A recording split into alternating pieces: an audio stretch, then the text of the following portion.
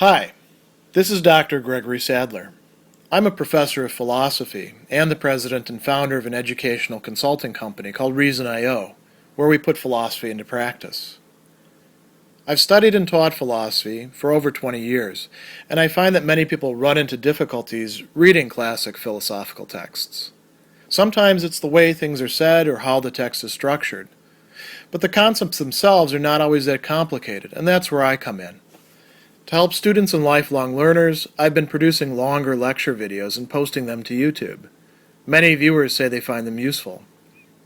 What you're currently watching is part of a new series of shorter videos, each of them focused on one core concept from an important philosophical text. I hope you find it useful as well. In Chapter 7 of his treatise on the anger of God, Lactantius is going to make a sort of brief discursus into a really central philosophical problem that has been discussed throughout the ages before him and after him. And it's this: what is the nature of human beings by contrast, or perhaps even by opposition to other animals? And so the chapter is actually titled On Human Beings and Brute Animals, brute meaning those lacking speech, reason, and then it's titled Or Religion, ac religione, right?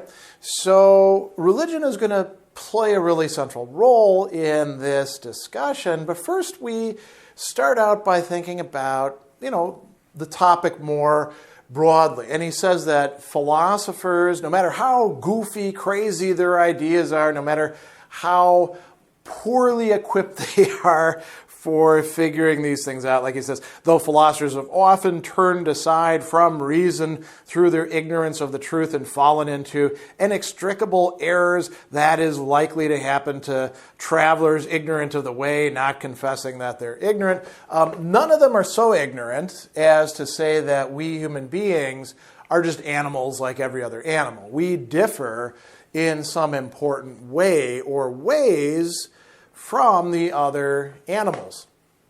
And then Lactantius goes on from this, and he says, there's actually something divine within us human beings. And what is that?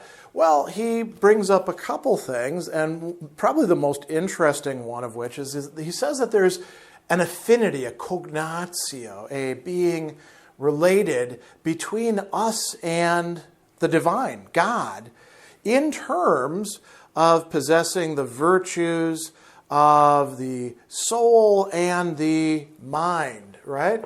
So it's our moral capacities, you could say, and our intellectual capacities that make us not the same as God, but not even close to God, but at least more like God than the other animals. Then he brings up an argument that is at best, what could we say, confirming. It's not one that would really hold up on its own, and I personally don't consider it a particularly on-point argument, but, he says that does not the position of the body itself, our being upright, standing on two legs, and the fashion of the countenance, the face, right, the form of it, doesn't this actually signify to us or declare that we are not on a level with the dumb creation, the brute animals? Their nature is prostrated to the ground and to their pasture and has nothing in common with the heaven which they do not look upon. Okay, yeah, animals crawl around on, 4 or 6 or whatever number of legs. Some of them don't crawl around at all because they don't have arms and legs like oysters. Is the fact that we stand erect and can look at the heavens, does that really separate us off from the other animals? I don't think that's a very good argument, but he does make that.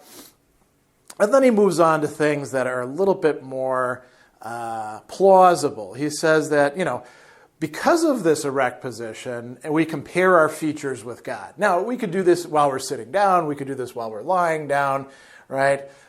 So we actually, as he says, reason recognizes reason. And cognoscit, from cognoscere is the word there, to see something of ourselves, or something like ourselves in God, and vice versa, right? The other animals don't appear to engage in that sort of activity. And we could also say, we recognize similarities between us and other animals, as we're going to talk about in a bit. So he asks then, well, what is peculiar? What is propria in the Latin? What is specific to human beings as opposed to other animals? Right? And we could go through all sorts of other interesting features, but he starts to zero in on the things that philosophers typically talk about now.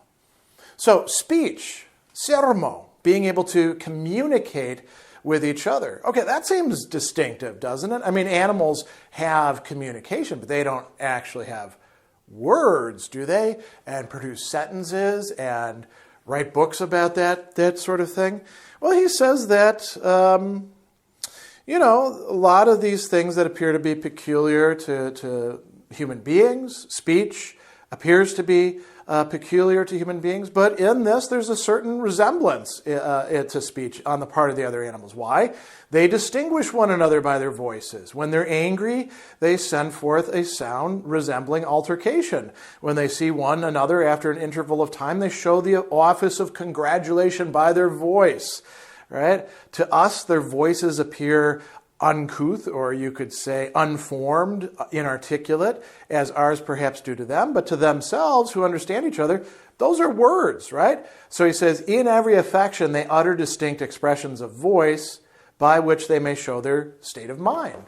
And, given what we know now about animals as well, they communicate with each other not just through voice, but through bodily posture, through other things like pheromones, So communication, not unique to human beings. We don't really understand animal communication. They understood it much less in Lactantius' time. But it's enough for him to say, yeah, that's not what makes us distinctively what we are, distinctively human. What about, and you might say, well, where's this coming from? Laughter. Well, this was another thing that was viewed very often as a proprium, a specific feature of human beings. We have a sense of humor. We laugh about stuff. We play jokes. And so he says, true, but we see certain indications of joy in other animals when they use passionate gestures with a view to playing, hang down their ears, contract their mouth, smooth their forehead, relax their eyes to sportiveness. Right? So they engage in something kind of like laughter and showing humor, right? What about reason? Okay, so this is where philosophers are typically going to go, right? We are the rational animal. That is the distinctive thing about us. And Lactantius is actually going to say reason, ratio, and planning for the future, providentia.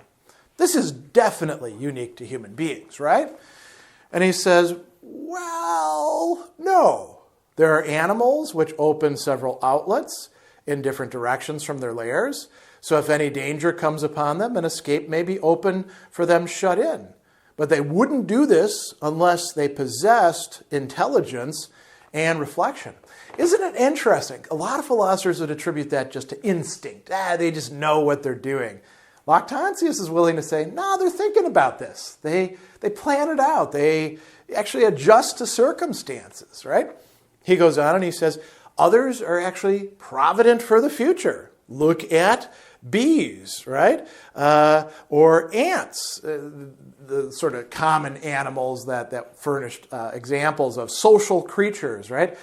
And he goes on and he says, it would be a long task if I traced out the things most resembling the skill of the human being, which are accustomed to be done by the separate tribes of animals. But they do them, so maybe we do them better, but they're not unique to human beings. So what actually is unique to us? Here he says, religion, religio, the acknowledgement and worship and connection to something divine, something greater than us. And, he says this a little bit earlier on, that this is the thing that is unique to us. And then he goes on here and he says, religion is the only thing of which no trace, no nec vestigium aliquod can be found in other animals. Now, it's up to us in the present, given what we know about animal behavior, to say, is that really true or not? Certainly in his time, there wasn't a lot of evidence for animals engaging in anything that resembles religion. And so he is willing to say, this is what is really unique to us human beings. And this is tied in with our, not just knowledge of God, but our connection to God, our distant similarity to God. And it's also connected with justice and wisdom being unique to human beings. Here he says something very strong. Justice is peculiar to religion, and to this no other animal attains.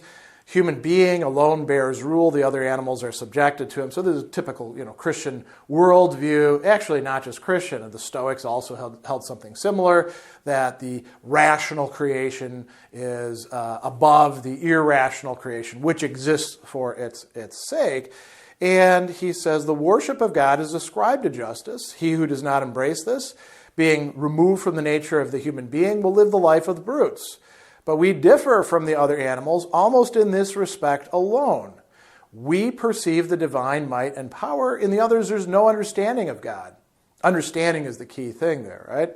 It's surely impossible that the dumb animals should have more wisdom, or human nature should be unwise, since all living creatures in the whole system of nature are subject to the human being on account of wisdom. So if the force of man in this respect excels and surpasses the rest of living creatures, inasmuch as he alone is capable of the knowledge of God, it's evident that religion can in no way be overthrown. Now, can there is like the shouldn't be, because the next passage after that, the next chapter, is those Epicureans are going to overthrow religion, right? So obviously it is possible to some extent to do that.